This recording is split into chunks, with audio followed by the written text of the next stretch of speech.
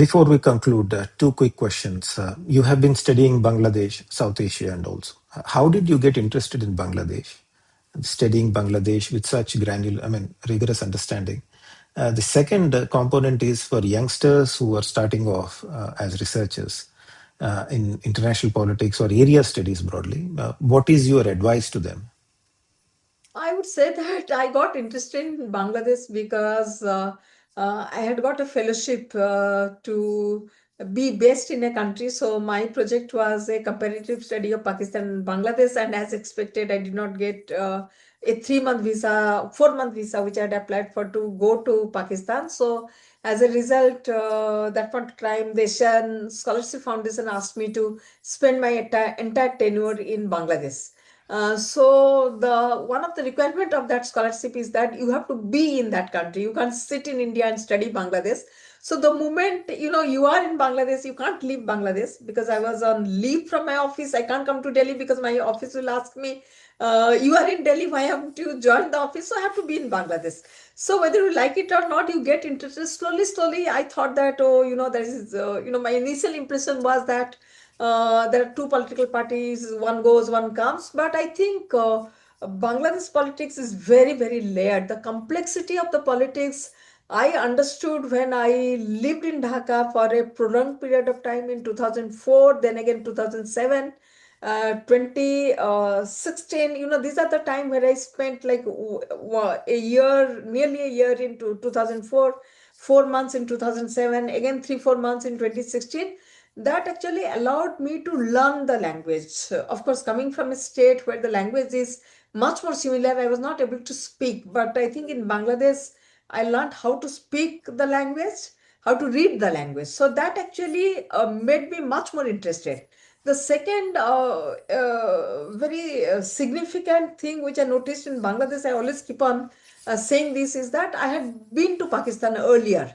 So what was told to me as Islamic, when I used that kind of framework to look at Bangladesh, I told my Bangladeshi friends, oh my God, this is not Islamic. So, what you say, not Islamic, that was actually cultural.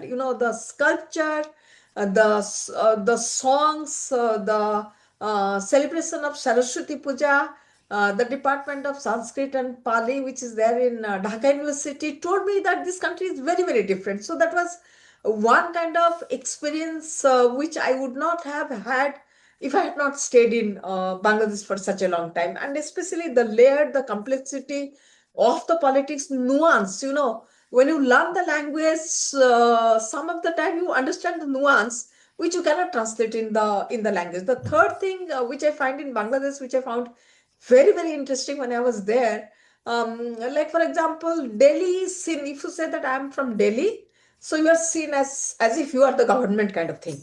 But my regional identity helped me since I was from Odisha. So most of the debate which revolved around that the Hindus, Hindus are looked as others, the Bengali Hindus.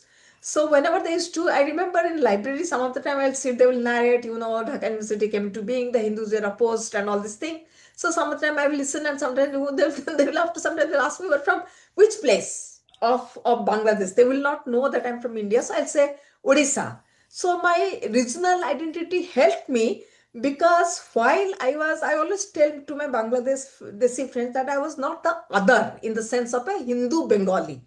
And I was part of them, because very surprisingly, whomever I said I'm from Odisha, they will always tell me, oh, during Sirajuddaullah's time, Bengal, Bihar, and Odisha was one state. So that actually helped me. And I also found that the Bangladeshis always, suppose you are learning the language, you are not able to speak very, very fluently, they are very patient, they will listen to you, and they will always encourage you that, and they will appreciate that, not, the language not being your mother tongue, you are speaking that language. So for the young researcher, I would say that if you are studying a country, it is very significant if you learn the language, even if you don't know how to read a language. Like in all countries, you don't need to know the language to read, because Bangladesh is a very different kind of country, because it was born out of the linguistic nationalism. So many of the literature you find in Bangla. So therefore, knowing the language is essential. But I would say that learning the language, you will be able to understand nuance. And if you don't understand the nuance, if you say something, I will not get it with a literal translation of what you are saying.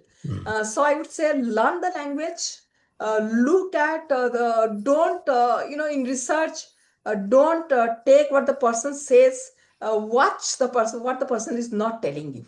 I think that is where where the answer to many of the question lies in what you are not saying, not what you are saying. So, to sum up your advice, one, learn the language, two, go and live there for a while and know the people firsthand. And three, when they're talking to you, please listen carefully to not only what they're saying, but also to what not they're saying. Yes. And that will, this three-pronged approach will help you enrich your research work in whatever area that you're doing with reference to international politics.